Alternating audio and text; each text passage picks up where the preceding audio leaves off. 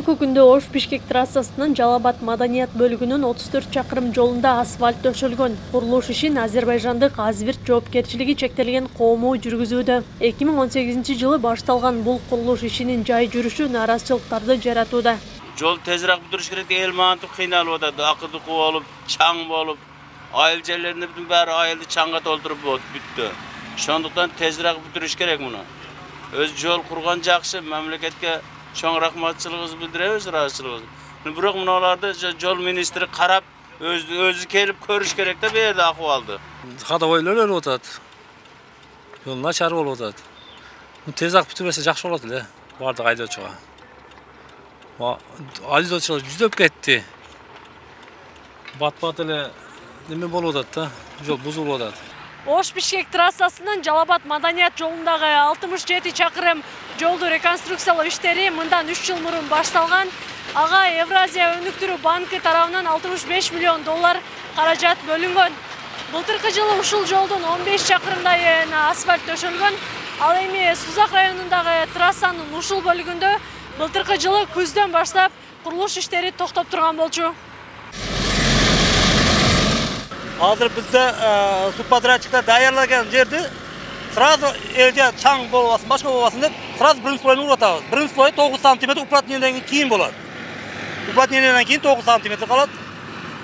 Кийин экинчи слой уже верхний слой баштайбыз.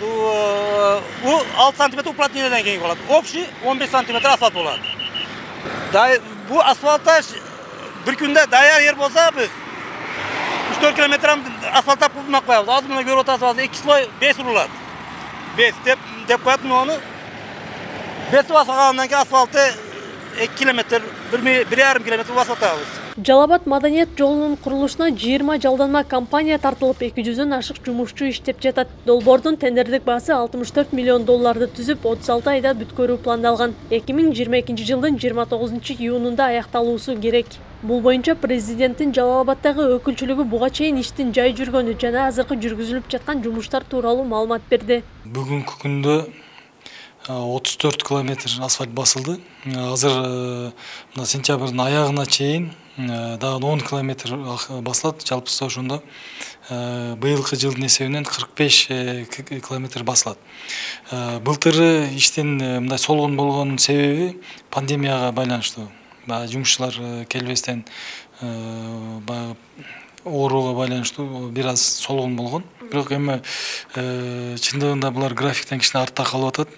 Бирок биз ар 10 күндө буларды кылган иши боюнча отчет алып тапшырманы берип атабыз, ушуга жеткизесин деп.